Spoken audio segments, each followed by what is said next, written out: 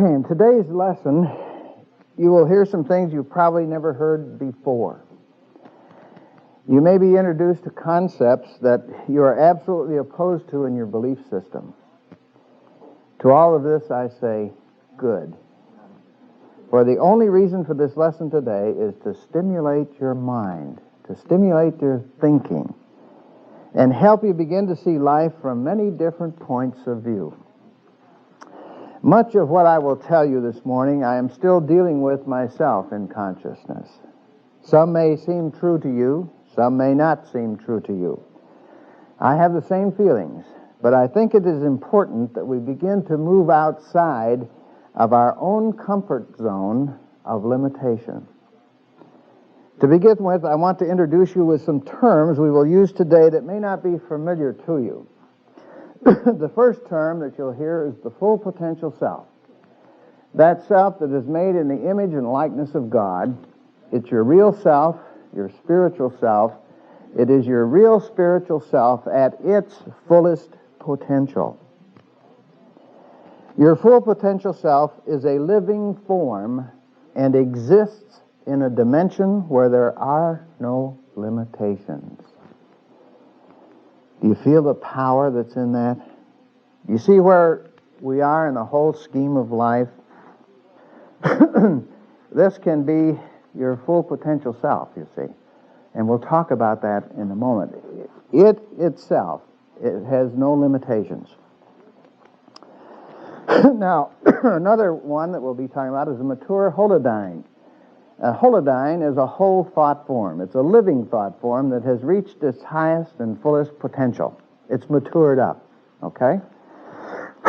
Then we have immature holodynes, which are living thought forms that have been fractured, split, ruptured, divided, cracked, whatever you want to call it. It is not whole, as the mature one is. It is unwhole, or we might say it is unholy. It is unlike the perfect nature of God.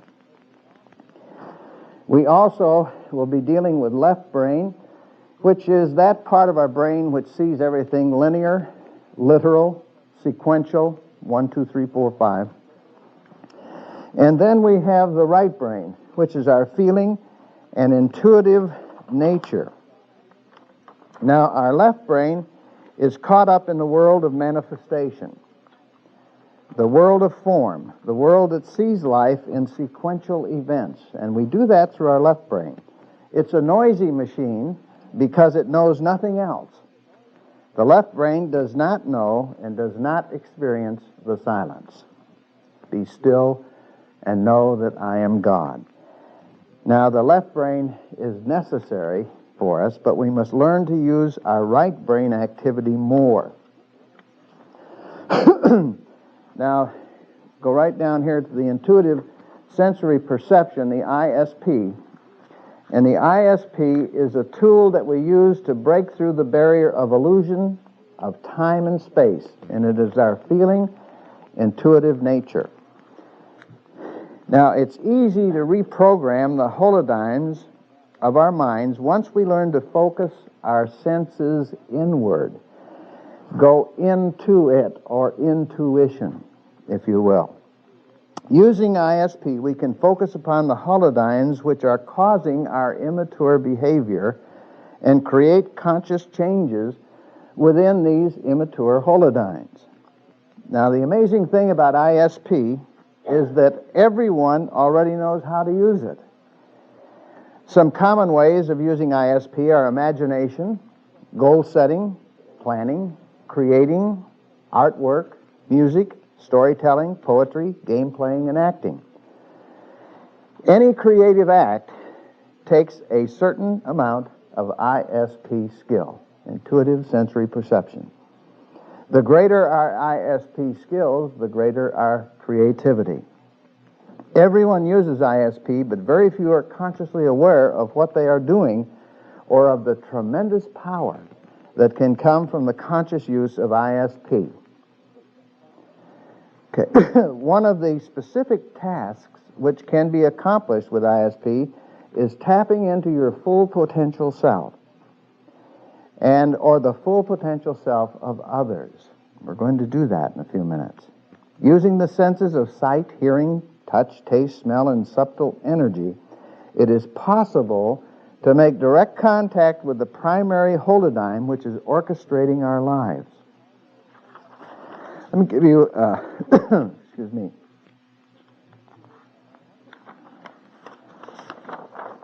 Now, I'll give you some practical uses of ISP. And I've mentioned it before in class. Albert Einstein, he became part of the energy wave. This was in his imagination, using his ISP. He gave this energy wave a form, and he talked to it using his right brain or feeling nature. He asked the energy wave what it is made up of, how do you work, and so on. And the energy wave gave him the answers to all of his questions. And he came up with the formula for energy, MC squared. Another case, Robert Louis Stevenson, the great author, had what he called his brownies, who gave him stories. Stevenson would meet with his, quote, brownies, using his ISP in his imagination, and he would tell them exactly what kind of a story he needed, and they would give him back these wonderful stories, and he would write them down. Sometimes he needed a story that would generate X number of dollars. And so they gave him a story. He would write it up, and it always brought him the exact amount of money that he needed. Jonas Salk, the inventor of the polio vaccine, he used this ISP to become one with the polio virus, and he became one with the immune system. He talked to both. He found out how they worked, and then the ingredients of the vaccine just was a normal outcome of it. There are many, there are many of us who have used ISP in various different ways and are using it today. I think everyone uses it in one way or another, whether you realize it or not. We both have the power, all of us have the power to use this ISP at any time that we want. We may talk some about ego states, which are holodynamic images in the mind. They are living entities that can be conscious or subconscious to the self. It's like the software in a computer that provide various programs for patterns of our behavior. We'll talk, and we have talked in the past, about phase spacing. Now, phase spacing is nothing more than looking at a situation from various different angles. For example, we may want to look at life, as we are going to today, from various points of view, from various different angles. Some from angles that you haven't even looked at it before from. We'll have a morphogenetic field, and it is the environment in which these living thought forms exist. Every one of us have a morphogenetic field that we radiate out from depending on our thought and feeling. And we live and move and have our existence in there, and so do our thought forms. They radiate out a specific energy that they live in as well. Morphogenetic, I'm not sure. Genetic, of course, we know concerns our genes and all the rest of it. And morpho is change, isn't it? Yeah. It's a changing field, okay? And we'll also talk about a process which we call tracking. It is a process of accessing these immature holodynes and then keeping them on track while we put them through their natural growth process from their immature form up to their mature form. Now, there's 4 ways that we get holodynes, thought forms. 1, we create them out of our own intelligence. 2, we have them modeled for us by our environment, our family, our culture. People say different things, and we conjure up a thought form that compares with what they're saying, or our concept of what they're saying. 3rd, they are passed on genetically. We're going to talk about that. They're inherited from the family tree. And we're going to go through a process that I'll tell you about a process so you can follow that. And finally, 4, they come also from parallel universes, which we're going to talk about a little later on. Remember, every thought you have ever had, whether it's good or bad, is stored in your mind. As we have experiences, we tend to access a matching thought form or holodyne. And if the experience is what we call a negative experience, we quite naturally access a negative holodyne, a negative thought form. We create a thought form that matches the experience out here. And you and I can store billions and billions of these whole thought forms because there's no limitation in our mind. This negative holodyne or immature thought form is the one which is now controlling your life and creating your problems. That's a very important concept, is that these immature thought forms are now the ones that are controlling your life and creating all of our problems. This negative whole thought form is immature, but it always has a positive intent. It always wants to do something good for you, or wants you to have something good in your life, but it is immature and it doesn't know how to give it. So we have to mature it up. So because it's immature, it causes pain, emotional upset, anxiety, fear, tension, pressure, anger, and all the rest of it. So it is our job to mature up this immature thought form to its highest level. And the process by which we do this is called simply tracking. Once you align all the holodynes with your full potential self, you align and heal all your holodynes that exist in parallel worlds. There is also, science has found what they call a holodynamic principle. And the holodynamic principle just states this: what is known to the part is known to the whole, and what is known to the whole is known to the part. And they found this out by, it was discovered when a laser light beam was shown through only a piece of a holographic plate. And what happened was the whole picture showed up. They only had a piece of the photographic plate, and they put this laser beam through it, and the whole picture showed up on the wall of the missing part. And so when what was known to that part was known to the whole, you see. It was all there. But it took this laser light going through part of it to bring out the whole part of it. It's a very interesting concept. We'll see how it works later on.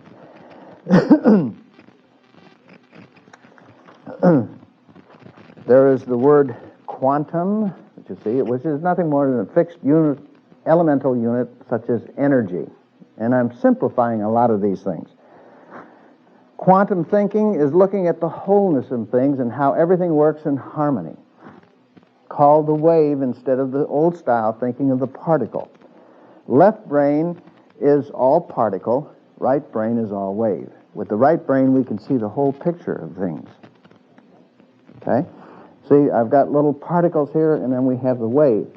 And we'll see how this works, I think, a little more. But being able to look at the whole picture of life instead of one little part of it makes a tremendous difference in how we react. You see, once we begin to see the whole picture of life. It's not easy, but there are ways in which we can do that. At least there are ways in which we can expand our awareness. And, when we have experiences in our life, we tend to focus in on the problem, don't we?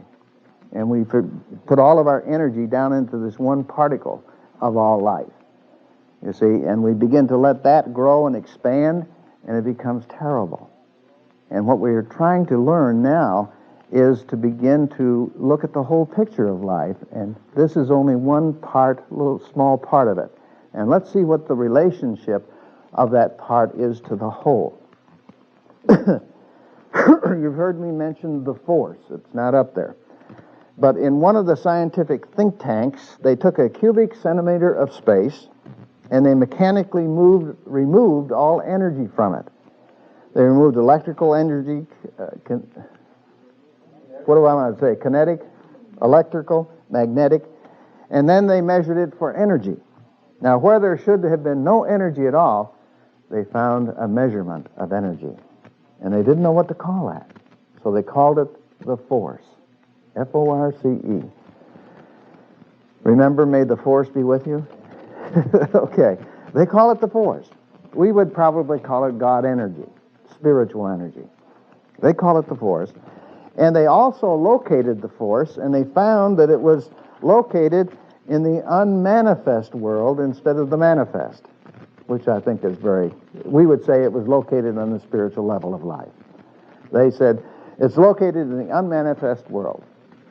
And we know there's a force there, but we don't know what it is. Isn't that interesting? Okay, now just as there are 6 levels of growth from spirit to physical, this is us, okay? So there are 6 levels of growth of a holodyne, of a thought form, okay? In which we take it, excuse me, from the immature state to the mature. This is us, spiritual, soulic, mental, astral, ethereal, and physical, moving from the invisible to the visible. Now, one of the things we'll be talking about is this right here. This ethereal body that we have is very close to physical. It's very close. Sometimes when you see, you look at a person and you see kind of a halo, an outline. You don't see it all the time. I've seen it a few times. But that's the ethereal body. It's almost where you can see it, but not quite. And sometimes when you're in a certain state of consciousness, you can see that in a person. Sometimes you can feel that energy. Excuse me. But here we go. We give this holodyne a physical form, and then we move it up through the self-esteem, emotional level, relationships with other people, trust and order in our social activities, church, government, all other kinds of social. And then principle, unconditional love, for example, right thought, right action, everyone gets a fair deal, that type of thing. And finally, true to self and others is the universal, or would be our spiritual. So the point I want you to remember is simply this, is that a whole thought form has a specific growth pattern, okay? Specific growth pattern up to the mature. Now, I want to do a little process here, and if you'll just take a moment and just kind of close your eyes, and let's do that we did before. Just in your imagination, I want you to see a black velvet curtain, and right in the middle of that curtain I want to see this beautiful red rose with maybe a couple of green leaves. Okay, in your imagination, can you imagine that? Anybody that cannot? Okay, this is you're seeing that in your ISP, intuitive sensory perception. This is your right brain activity. Now, I want you to go to a place of peace. You may have had a place where you physically went as a child. For example, I went out into a meadow, and there were great trees around, a little brook going, and I'd lay out in the grass, and I'd just look up at the fluffy white clouds going overhead. And this was my place of peace, and I can go there right now. So if you have a place of peace, go to it right now in your imagination. And use your senses. Now, if you can't find a place of peace, imagine what a place of peace would be like if you had one. And use all of your senses to hear whatever's going on, the birds, the wind rustling through the trees, maybe it's by the ocean. Feel the sand as you walk along the ocean. A lot of people have it on a high cliff overlooking the ocean. And just use your senses to feel that you're really there. And now, I want you to bring up your full potential self. Whatever it looks like to you. See, my full potential self looks like I would look, or I did look, at age, say, 30 or 35. And that's my concept of what I would be like at my fullest potential. Just take a moment just to feel, to experience that wonderful idea that you are looking at your concept of your true identity. This is who you really are. Okay, that's your full potential self. Now, if you will, let's just come back to the room. And let's take a few moments to consider when and how species man entered the earth plane of existence and how our current experiences are formed. Now, the best thing that I've ever found so far is in this book, Bridges, which I'm going to read some excerpts from. As I have grown up, the thing that I have learned, or at least was taught to me, was that species man made its entrance on Earth maybe 100,000 years ago or something like that. Maybe some of you have had other numbers. But I want to give you another look at it, looking at it from a different point of view. You don't have to accept it at all. It starts out about 21 million years ago. Animal man made his appearance on the world scene as a separate species in the animal kingdom.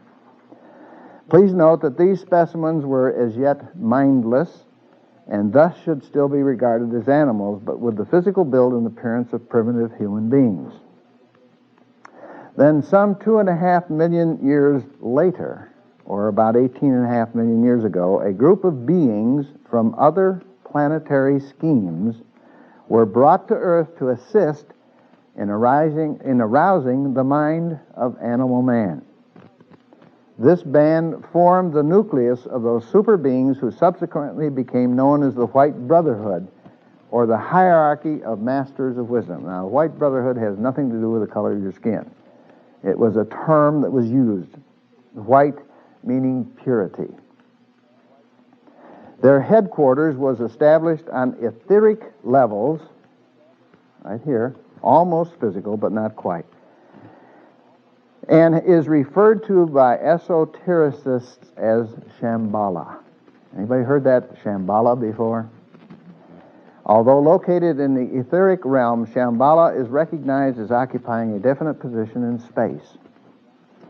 After a further lapse of 1.5 million years, or about 17 million years ago, it was decided that more effective results could be obtained if representatives of the Brotherhood were to function in dense material bodies on the physical plane. See, they were working with species man from the ethereal point of view, according to this book, and it was felt that they needed to take physical form in order to help species man progress at a higher rate. And thus be able to serve as practical guides and leaders to the evolving race. The first outpost of this fraternity was established at a place then known as Ibez, I-B-E-Z, located somewhere in the central regions of South America. Eons later, remnants of this original culture were still traceable in the ancient Maya institutions.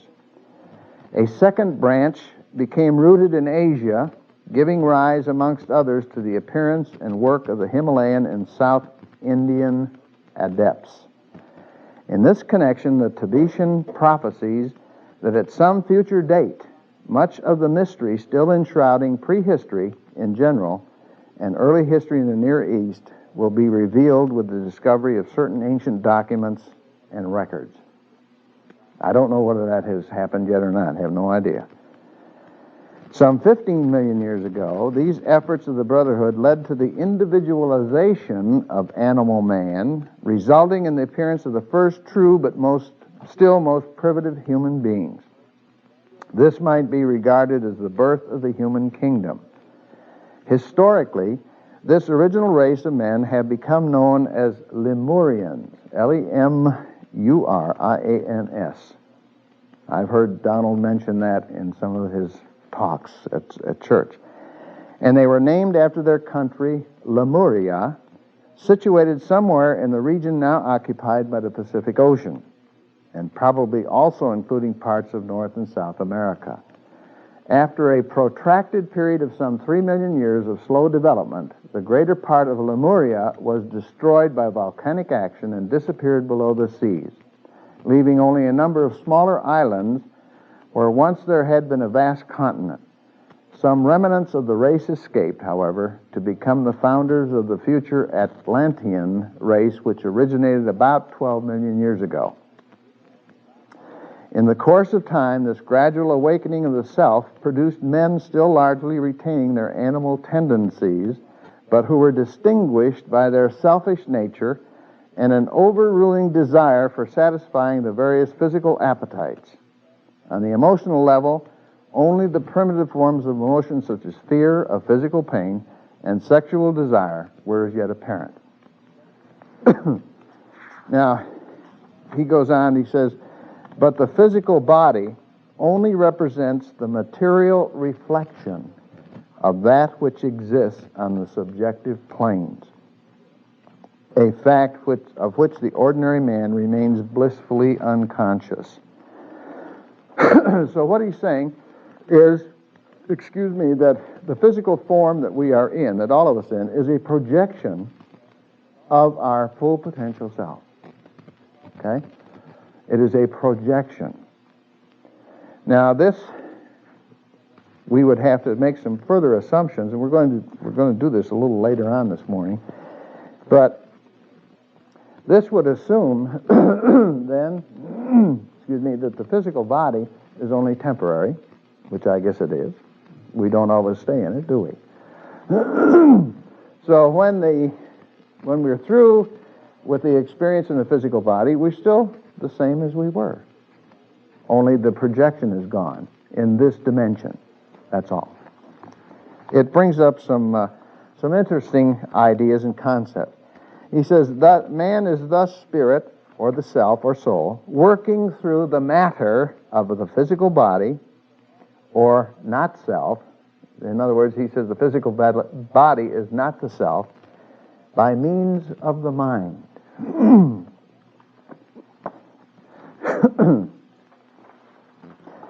I want to repeat that. Man is spirit, self, soul. You are spirit, self, soul, working through the matter of the physical body by means of this powerful mind that we have. The physical body represents the material, physical reflection of that which exists on the inner plane. Or in other words, your physical body is a projection of your full potential self onto the screen of material life. In our physical world of existence, we live in a very constrictive, elusive material world, but our mind is the tool that we use to transcend, go beyond, surpass the barriers which the material world possesses.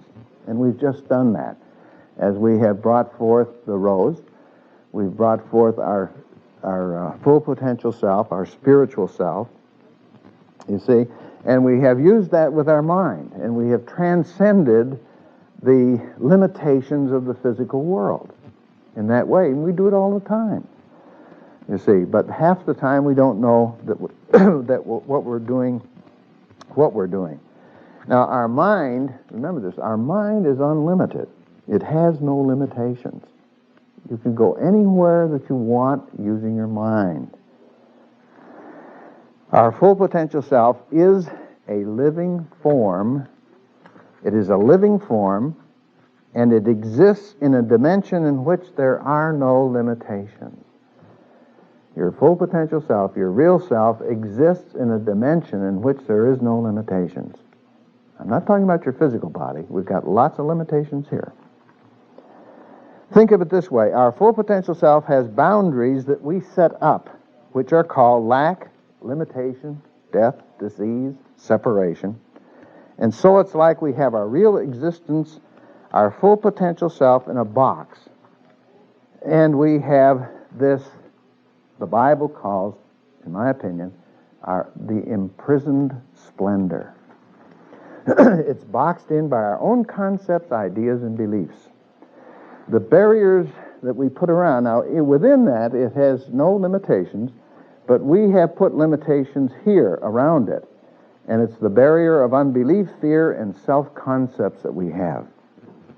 And they limit what we can do in this projection of us out on the screen of life. Now, some people have asked me, is the full potential self the force? And I do not think that it is, but I think the full potential self has learned to use the force. And I believe there is definitely a connection. All that we experience is a manifestation of the projection of the force. It is a quantum or energy projection of the force through our full potential self, or through our real self. And this idea may come home to you a little as we end this lesson this morning, because I'm going to go to the Bible and bring a couple things out that Jesus taught us. We know the force is there, and we can measure the force. So when no other force, no electrical, gravitational, or any other kind of force is there, it's still there. And science calls this zero-point energy. Zero-point energy. There's a book out by a fellow by the name of Maury King, a world expert on zero-point energy. And it's called Tapping the Zero-Point Energy by Maury King. Maury King is a member of a scientific think tank, along with Fred Wolf and Vernon Wolf and others. And all of this is really leading-edge stuff that we're talking about this morning. Do I understand it all? Heck no. But it has been something that has helped me to begin to move outside of this limitation that I've always had around me, and can begin to understand that there may be some other points of view about life, about my life, that I haven't really taken a good look at. Any holodyne can be changed. Any thought form can be changed. You have the power to do it. In a Phase 2 seminar of Dr. Wolf, and this particular one I'm going to tell you about was not here, and I was not present, but it was reported. In this group, there was a young woman who had been sexually molested when she was 3 years old. She is today a sexual therapist, and a darn good one, out on the West Coast. But she found herself, her own self, sexually shut down. And she didn't know why. And she wanted to know why. And she had not known that she had been abused at age 3, because she totally repressed that experience. It was still within her, but she was not consciously aware. She had hidden it. So let me tell you a little bit about the case. She was taken into a process which we call tracking, which we talked about a little bit ago. And in this process, she discovered that she had been sexually molested, and she went into this holodyne, this thought form, and she brought it up intuitively and relived the experience. She discovered that she had been molested by a person that she loved very much. As she relived the experience from the intuitive level, she matured all of these holodynes up, brought them up into a full maturation or maturing process. And she felt the love she had had, and she felt the rage in the shutdown. The experience had fractured her sexuality. She said, I'm still not there. I want to know more about it. I want to know the history of this holodyne. So she went into what we call a relive. It's a very powerful experience. I've been through it, and Chester back there has been through it, and we've had many others. I don't recognize anybody here. But it's a very powerful experience. But in this relive, she went back 6,000 years. She found herself in a temple, dressed in white. So she's in this temple, and she looks around her, and she says, ooh, everybody here is male, except me. Then she says, I'm only 12. and all of the males are 12. She is exploring this whole scene that she is in, and then she says, oh, they're teaching oneness with God, but they're only teaching the males. I'm a spy. I'm going to find out how to do it so I can teach the women this oneness with God. Well, she is startled in this intuitive picture that she's getting. She's startled and makes a noise, and the boys catch her. They confine her. The boys are outraged when they find out she was spying. And to make an example of her, they take her to the altar and sacrifice her. She goes through this whole thing. Then she backs off and watches as the society of her family and friends split, male versus female. The males are outraged that the women would violate their temple.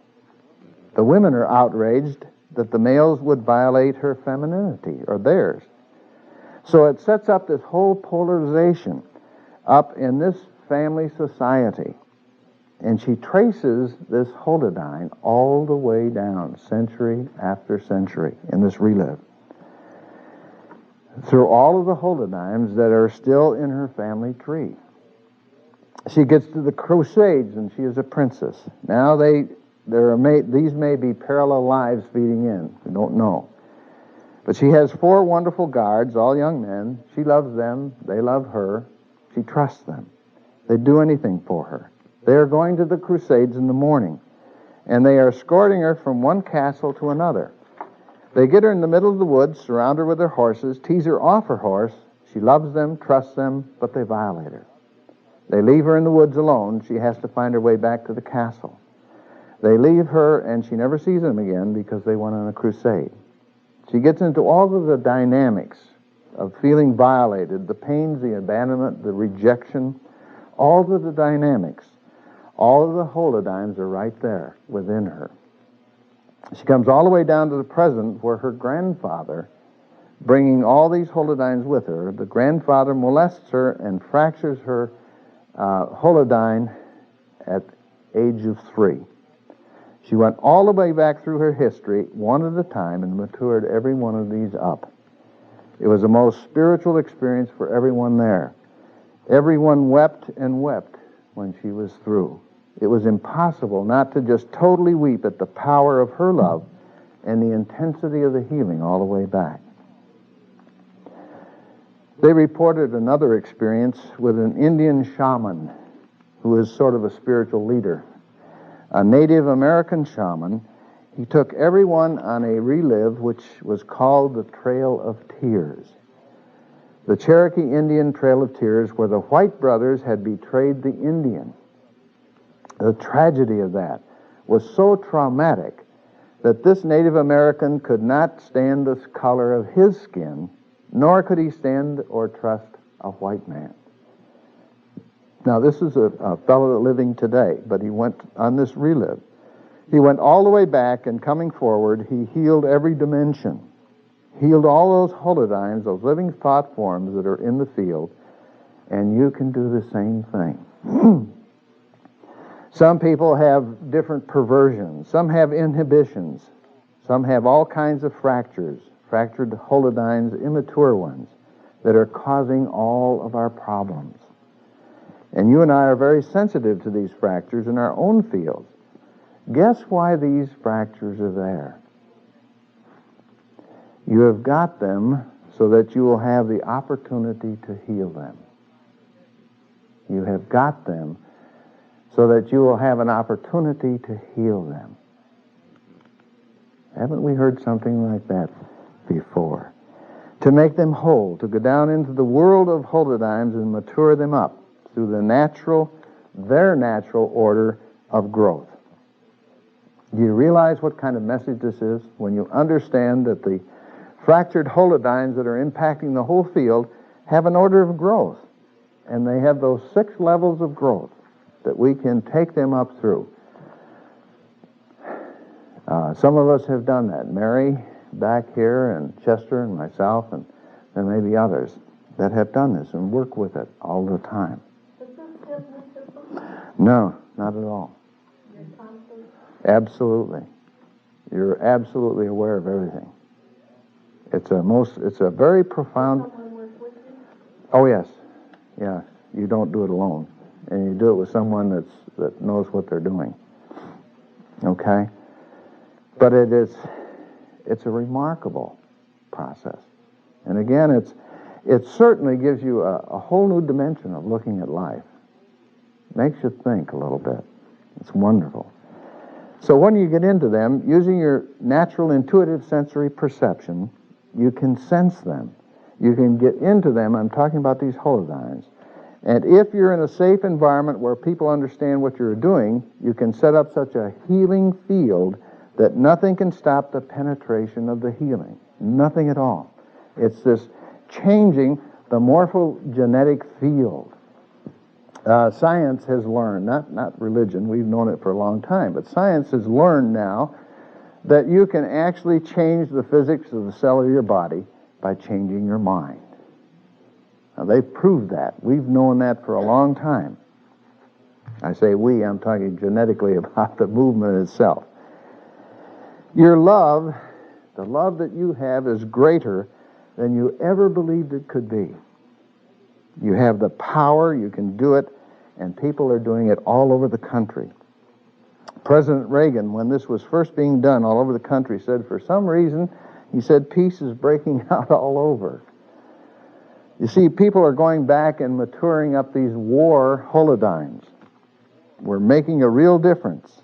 It takes all of us to do it. And I know for me, I want to be part of it because it's so exciting. You see, you and I have all kinds of fractured holodynes in our field. You have to go right back, situation by situation. All the agony of the past is still in the field. All the unfinished acts are still in the field. All the holodynes that are still immature are still there. And remember, we talked about 4 different ways in which we get them. And the more we continue to abuse each other, the more of these fractured holodynes that we have and that we have to heal. So we have a choice. We can either mature them up through their natural growth, or we can just let them sit there until they burn us out. They will literally destroy the dimension if we let them. That is why we are either going to have a transformation in the twinkling of an eye or a Holocaust unparalleled. But we have the choice. We can either updraft it or downdraft it. You create a certain state when you go into these holodynes, and you're actually there and embody this holodyne and become part of it and relive the experience. And when you're doing it with people, everybody around knows when you're there. No question about it. It's a very wonderful process. It takes about 2 hours to do a relive, at least 2 hours. And to the person that's doing the relive, it seems like only a few moments, because you're totally fixed about the things that you're seeing intuitively. I want to talk about the power of a thought, an idea. Back before man recorded his thoughts and experiences, peaceful man had a high technology of sorts. Their pottery was very sophisticated, but we have lost all of that, these skills. And some of the pottery that they've been able to bring up from 6,000 years ago, they can't reproduce today. They had a beautiful technology because it was all going into peaceful things. There were also warring tribes that became dominant, and their technology focus was totally on war. They took most of the resources of their technology and focused on how to turn it into war so that they could subdue and live off other cultures' works. Then they killed the men and the women and the children and took the women as slaves. These Krugans came down from the north, the warring tribes, and they absolutely annihilated the peaceful people. But they killed all the men and children and kept the women as slaves. Therefore, they had to have a belief system that devalued the woman and the intuition that she was the carrier for. And this was 6,000 years ago. When they devalued the woman and gave her no rights at all, they set up a male-dominant society, which was totally patriarchal and male-dominant submissive, and so the leading male rulers became the only reason for society to live. Species man naturally evolved into the divine right of kings, to the Caesars, the pharaohs, all that sort of thing, because the collective identity of the people went the way of the individual leader, and the holodynamics began to flow. When one of these men died, all of his women were killed. His wives, women slaves, concubines were killed because in the kind of male-dominated belief system, there was no longer any reason to keep the women around. Since the man died, there was no longer any reason to keep the women there. And we know this is true because we find the evidence in the graves. You can see this kind of patriarchal, male-dominant belief system, particularly as it flows through the Old Testament, for example. And we are still dealing with it today, 6,000 years later, male dominance. Thank God we're finally getting over that, but it's taking a long time. You see the power of a thought? You see what a power of a thought can do, and it can come right down century after century after century. And every people, all the peoples in each century have to deal with these fractured thoughts. But they are powerful, tremendously powerful. Dr. Wolf and others are in the process today of establishing potentializing peace centers in every community in the world, where the focus is on peace, not war. And guess who is the first ones to work with Dr. Wolf on this project? The Russians. The Russians. They have set up a peace room in Russia, and it's located right in the Kremlin. Interesting, isn't it? There's a Russian-American task force, and Dr. Wolf is in charge of the training of it. There's many of these Russian-American task forces working now. Don and Dorothy are on one, for example. And their whole focus is to establish peace on the planet, and to the point where war cannot be done anywhere on the planet at all. See, we go back, well, I won't go into the myths. I want to go into parallel universes. Yeah. Yeah. Is that the book that's the collection of the Yellow State Environment? I don't know. Which is Hinduism? I don't know. It could be. It could be. It could be. I'm really not sure. I want to read some excerpts from Parallel Universes by...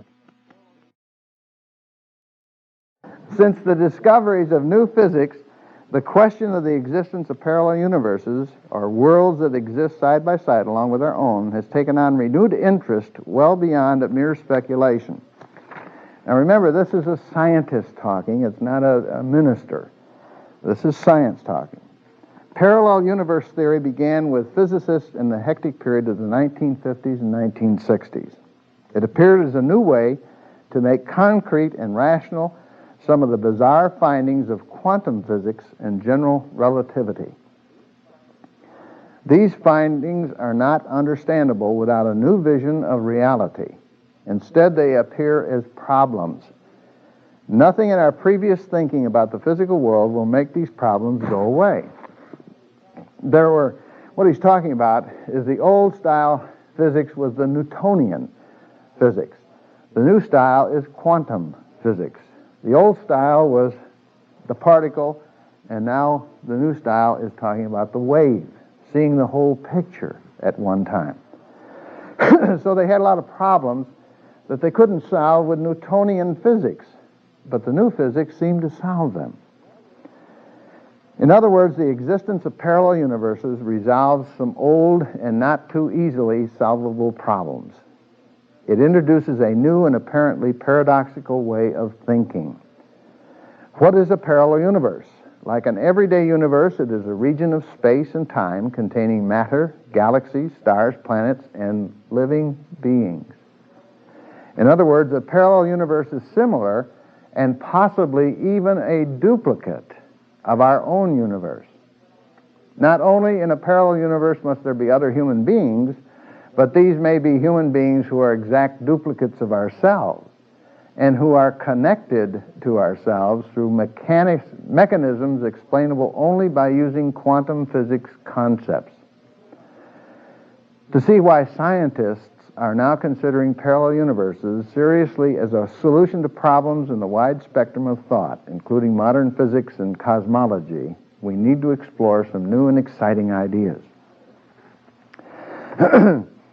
Quantum physics also has a new effect that an observer like ourselves has upon the effect that an observer has upon a physical system. The effect cannot be objectively understood without the existence of parallel universes. Cosmology deals with the theory of the early universe, how all the universes began about 15 billion years ago, according to this. And this theory has gone through a number of important changes. We now realize that earlier theories of cosmology may be wrong because they fail to include quantum physics in their deliberations.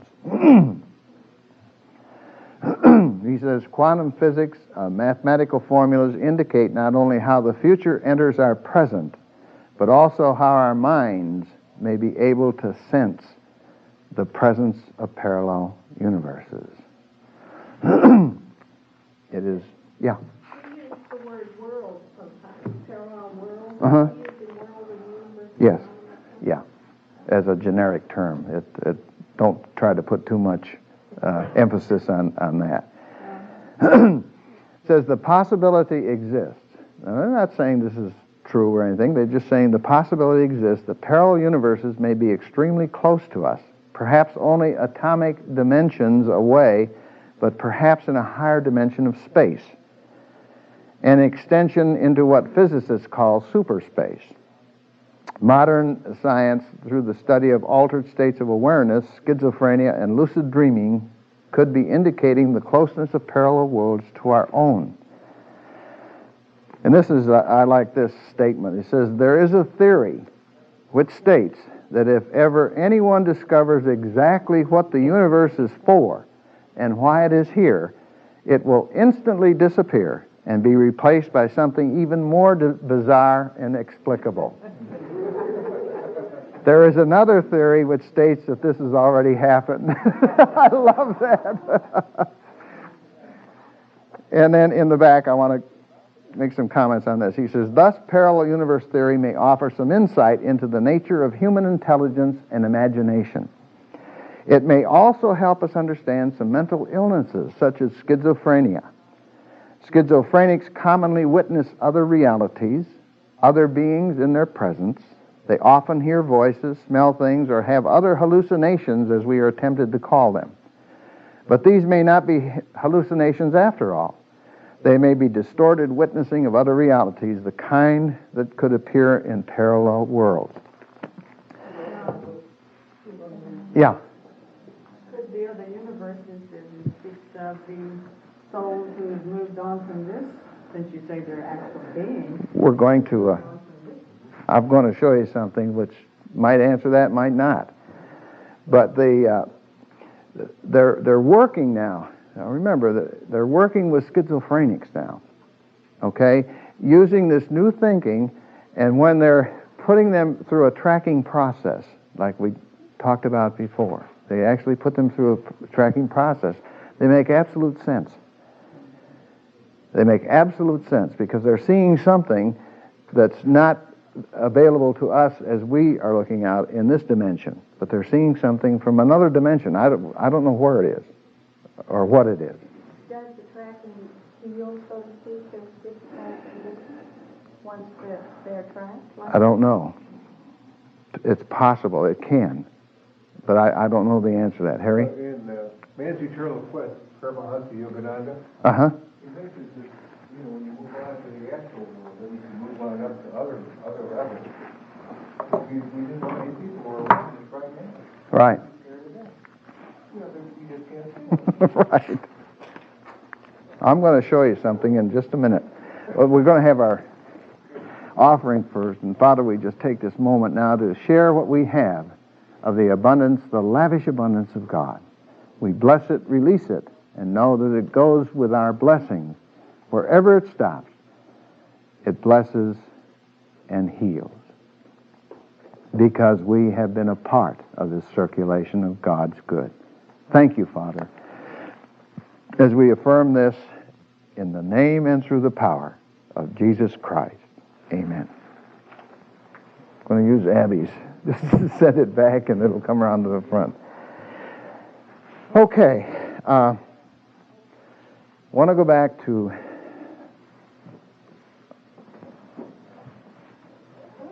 this. Now, this is the theory, okay, of parallel universes.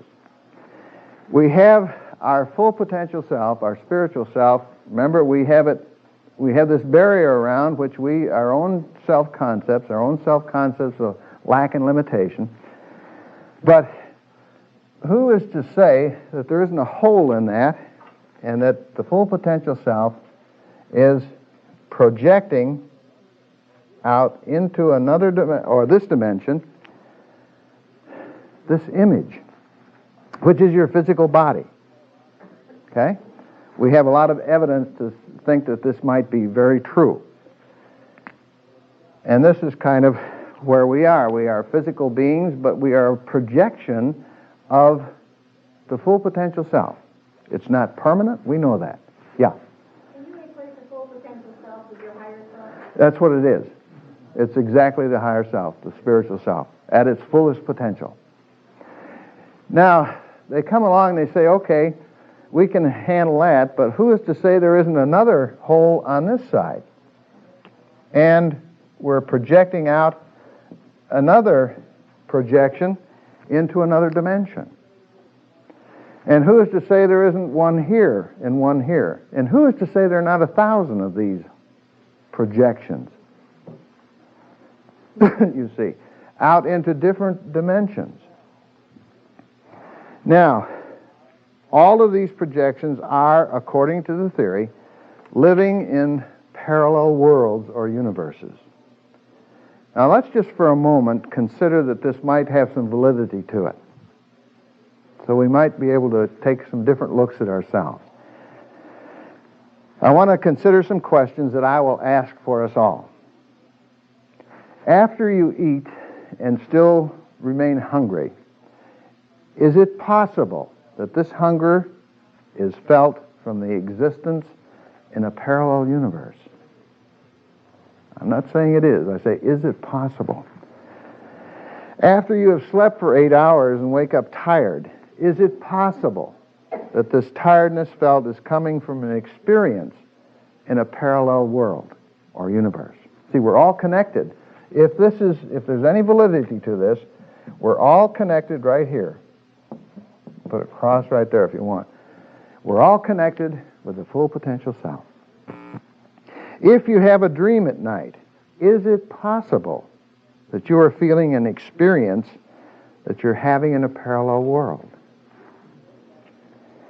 If you wake up and feel afraid, but there is no outer evidence to support this fear in our experience, which I have done, is it possible that we are feeling fear from an existence in a parallel universe?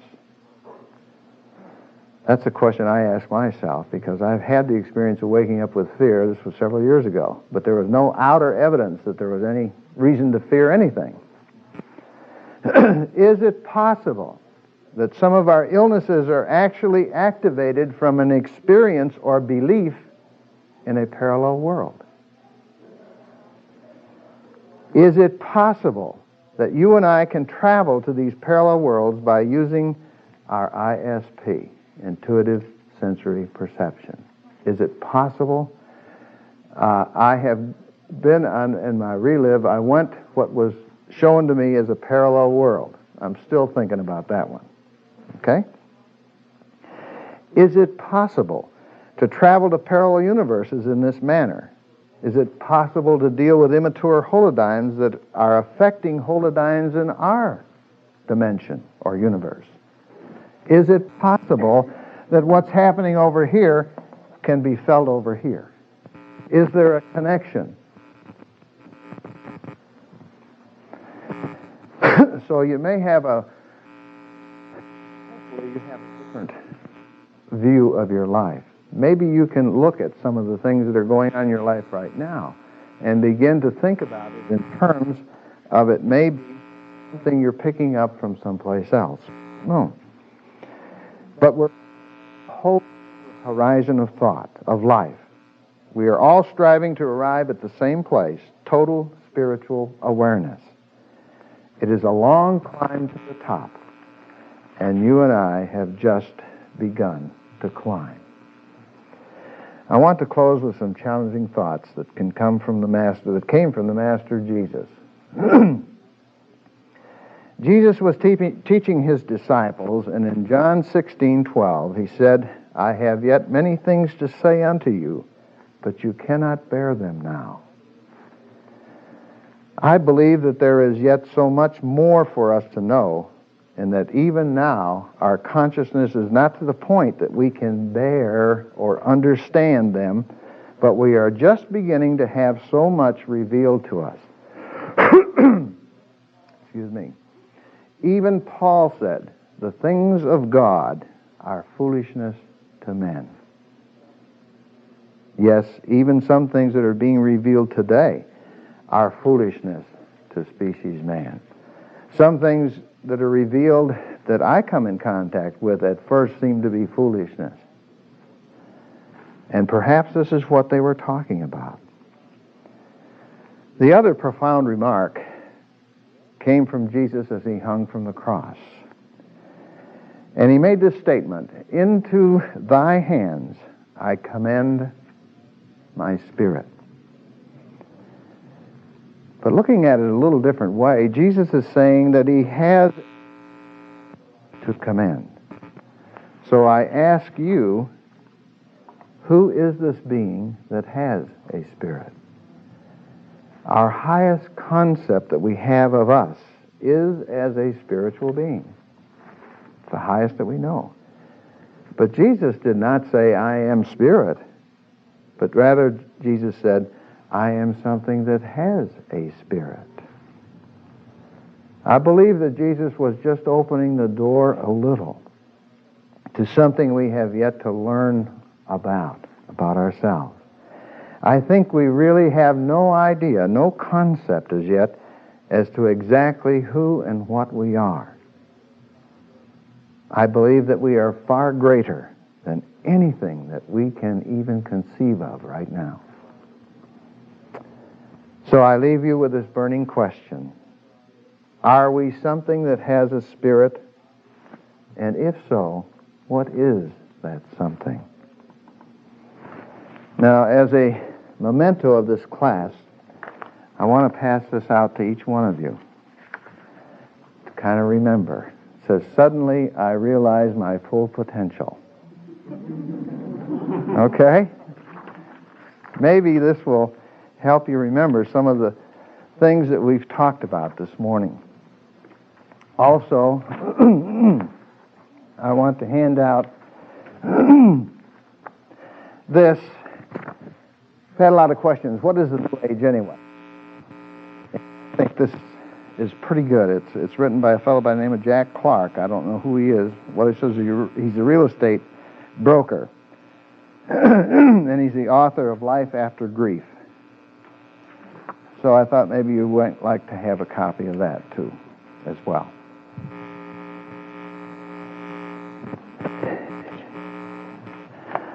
I hope that I have generated some emotion. I hope I have generated some disagreement.